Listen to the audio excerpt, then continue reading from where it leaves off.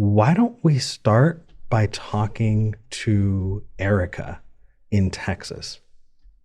Perfect. Sounds good. It says Erika is a newbie skeptic, is looking for book recommendations, and wants to talk about a family member who's really into Jordan Peterson and doesn't know how to really, or is asking for advice and engaging in those discussions. Oh, no. Yeah. Well, we're here for you, Erika. Erika, you're live with Eric and V. Good morning. Good morning. Thank you for calling in. So, newbie skeptic, huh? Yeah, I've been coming out of a fundamentalist background over the last couple of years and trying to grow in what I'm reading and learning. And found you guys not too long ago, and I've really enjoyed the discussions you guys have. And so I'm just trying to learn some more. Awesome. When did you find us? Just curious. Oh, gosh. You guys only had a couple of episodes in season 1. Wow. Of this particular show. You've been watching for a while. That's awesome. Yeah. I love it. Okay, cool. Well, thank you for watching, and we're definitely hoping that we can help. So book recommendations, and you want to talk about a family member. What do you want to do first? So I guess we could start with just the fact that, so the family members that I have, I've got a sister who's out of our fundamentalist upbringing, but 2 brothers that are still kind of doubling down, probably because it benefits them a little bit more. And, one of them is a math teacher, and because he's into math, he thinks he's a philosopher and that he's really logical and can argue his way into like why evolution isn't real. Oh, my goodness. He has those kind of conversations with me every now and again, and I tend to just kind of let him talk, and because he's got one of those personalities that he doesn't really respect anyone, so it's hard to counterbalance when they're not really listening.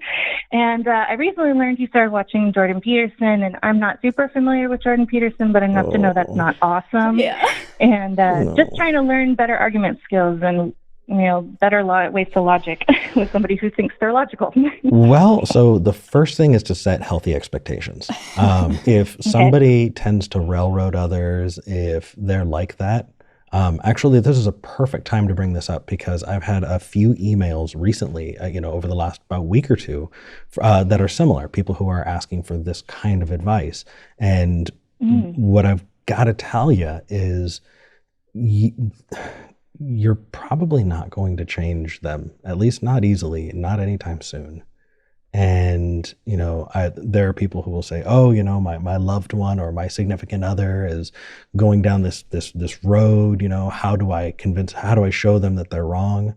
The best thing that you can do, I think, is set yourself up with expectations for the future when it comes to them. So if you want to have a discussion, have the discussion the way you want to have the discussion. If they want to railroad you, go, you know what? It sounds like you want to have a discussion that, it sounds like you want to talk at me. I'm not up for that. Feel free to come and give me a shout when you want to not do that, but setting boundaries and going, here's what I'm willing to do. Here's what I'm able to do. I care about you and I'm here. But if people get the impression that you're trying to change them, it can be tough. I think I've seen a lot more success come around from people honestly being open about, their questioning and what their journey is. Because it doesn't feel like a direct attack, but it feels like something that you can explore together. And so phrasing it that way, hey, I don't know about that. Or, oh, it sounds like you've got a really strong idea of what evolution is. If you want to talk about it, let's research it together. All of a sudden, it's no longer contentious and you can look into it together. And now they're not fighting against you. They're trying to explain to you why the textbook is saying that he's not right. Like just that shift makes it so that you're not butting heads, but that you're engaged in this process together. And then you get the opportunity to actually demonstrate what good research looks like, and when you get those opportunities, you go, oh, I didn't know that. They learn, oh, I can say I didn't know. That's okay to do. Or, oh, I was wrong about this, oh, I can actually change my opinion. That's not bad. Just all of those things, demonstrating that is really, really useful. And I've just given you buckshot a whole bunch of stuff. V, what do you got? Well, I'm curious what Erika thinks about your feedback first. Oh, right.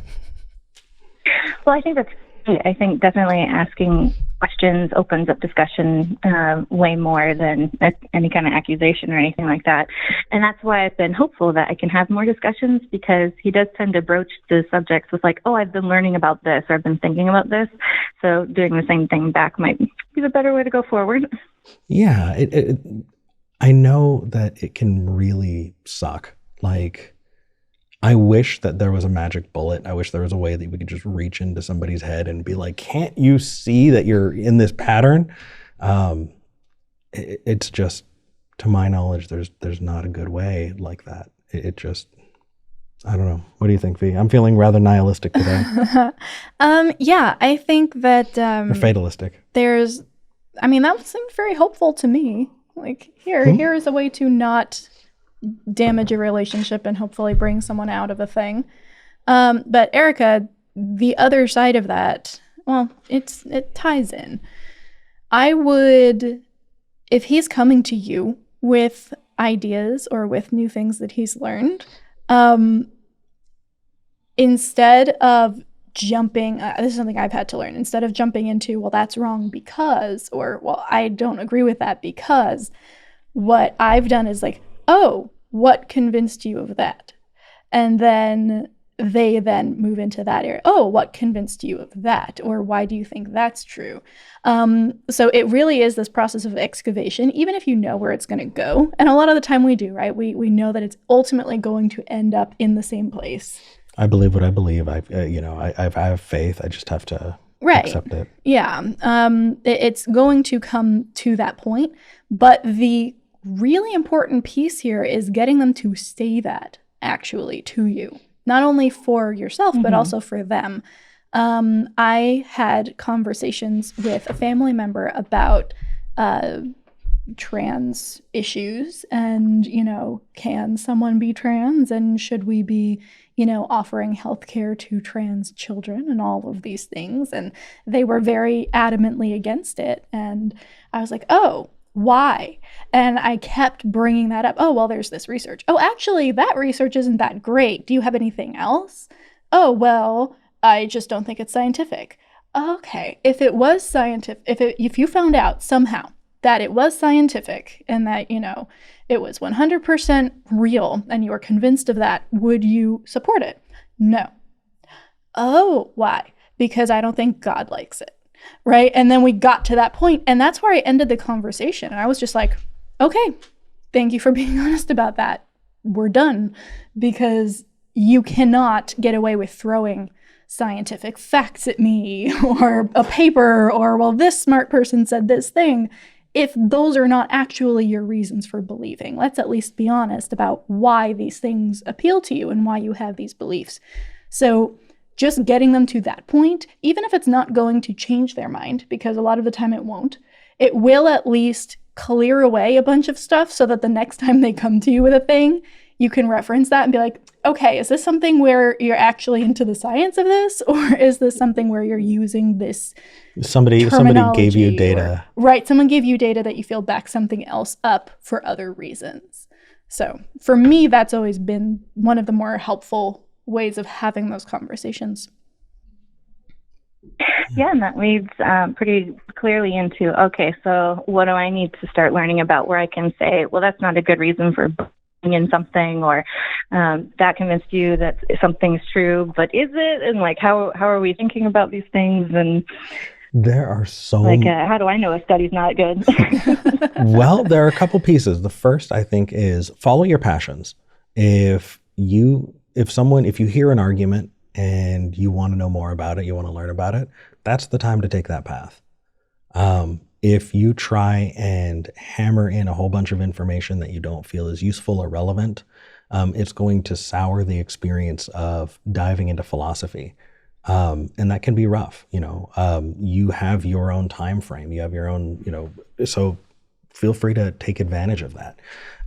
There are a whole lot of books that I read that over time I've come to either disagree with the author or just not like the author. I don't know, getting involved in the atheist space as well, turns out that some people aren't heroes. But I will tell you that It's just a fact. When I read The God Delusion, it had me look at things from an angle that I hadn't looked at things from before. And I came to different answers on a lot of things eventually, but looking at things that I had kind of taken for granted about my faith and about different religious responses to things was a great jumping off point. Mm-hmm. Oh my gosh. I really don't want to give a whole bunch of other. What do you think, V? Well, I love that you said follow your passions, because that is accurate. Erika, nobody is expecting you to be an expert on everything or be able to suss out why a thing is wrong.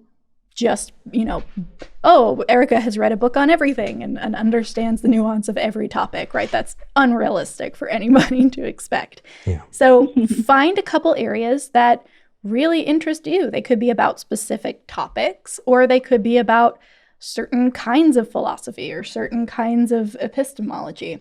One thing that I would definitely recommend if you're looking for books is, I believe it's called An Introduction to Introduction to Informal Logic. Don't worry about formal logic or formal philosophical argumentation right now. Like, you don't need to worry too much about the mathematics of it, because frankly, if your brother's a mathematician, then he's probably going to use that to beat you around with. I disagree. But unless you're willing to dive right in, it is a huge kind of pool to play in, and just dipping a toe in usually isn't enough. Informal logic, informal argumentation, the kinds of things we do on this show. Oh, that is a fallacy. Oh, this is a form of reasoning that is flawed because of this other reason. That is actually a lot more accessible to the average person who isn't interested in getting a degree in the thing, and can be just as useful, if not more useful, because people are not going to be convinced by X equals Y. No. I absolutely agree with you. Yeah, they're going to be convinced by, oh, if somebody said that about this thing, would you be convinced? Why not? Okay, well, let's move on from there. Yeah. So An Introduction to Informal Logic, let me write that down so that I can actually drop that link into the description for today. In the meantime, I'll actually give a little bit more information. Thank you. Yeah. And just to kind of shore up a little bit where I can, when we talk about formal and informal logic, formal logic is just the equations. It's the structure. And you can point at something being structurally, it'll work, or it could possibly, something could not be the case just because the structure is wrong. And so that's formal logic. And it's only concerned about validity. Right. It's not about whether or not it's sound. It's not about whether or not it holds up to reality, but just the structure. And that can be useful in some cases, but the vast majority of times you're talking to people, especially when it's about religion and theology, it's informal. It's informal fallacies. And you are going to get way better mileage out of that. Yeah, and it's just more fun, in my opinion. But the last thing that I'll leave you with, Erika, here is I work in publishing. I collect books. I love books. Books are amazing. However, there is a wealth of information available to you, not in book form, that actually may be more useful in this case, especially if he's talking about things like evolution and creationism and things like that. Some of the most effective ways of counteracting that is to learn about what the other side is saying and why it is wrong. Not the theory of it, right? But just, oh, here are the talking points. Because believe me, there aren't many. They don't have a lot of talking points. So if you can go to channels like Feist Rhino, or like Paulogia, or what are some others? Gutsick Gibbon. There are so many skeptical content creators whose entire platform is used in that way. Here is one of the 5 or 6 talking points that creationists use. Here is exactly why that one point is wrong. And so if your brother is coming to you with these theories, with these things that he's convinced about, you can very easily address those individual issues and leave the larger picture alone for now, right? You don't need to disprove creationism, but if he's coming saying like, well, look at the fish fossils on the mountain, like you can be like, well, actually, that is actually explained by this. So what else have you got? Yeah. So just books are amazing. I love books. Books are not the only way to get that information or the most valid way, right? We put a premium on like, oh, look how many books this person has read. But anybody can get published, though. it's kind of Bill Schneebelen, the guy who says he was an ex-vampire, has got like 7 books. Yeah. So it definitely takes a little bit of research. And really quickly, I know we have, holy crap, we've got like 10 callers. Oh my goodness. But I do want to give a moment to talk about the Jordan Peterson stuff. Really quickly. What I would watch out for, and there's a whole bunch of social, political things that are disagreed that I disagree with them on, but it sounds like you're having the philosophy conversation. Here's the problem that I see kind of consistently, and that is people think that something pretty or something, poetic being true in some way also makes it true in reality in a tangible way. And that kind of blending, I would think of it as a category error, right? Miscategorizing something. So finding a deep truth about, some subject does not mean that you're coming to learn about the world around you, the physical, tangible world. It just means that you have a deeper, clearer understanding of that philosophy. And so when people get really muddy and mucky around the word truth, that's when we have issues. And so as you talk to your brother, I think, right?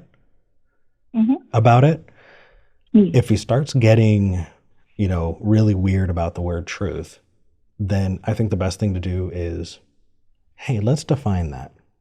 Let's define truth. And even if it's, a definition that you come up with together, as long as you're consistently using that definition, you're going to be able to get a lot further along. Because it's in the flexibility of those words that people let a whole lot of weird ideas fly by. Mm-hmm. Excellent. Thanks. Yeah. Thank you for calling in. I know we kind of gave you a whole bunch of info. Hope that helped. Yeah. And watch this back. Well, thank you. Make sure you check out the link in the description. It'll be up a couple hours after the live stream is over. Mm-hmm. Thanks, Erika. Thank you. Appreciate your time. Bye.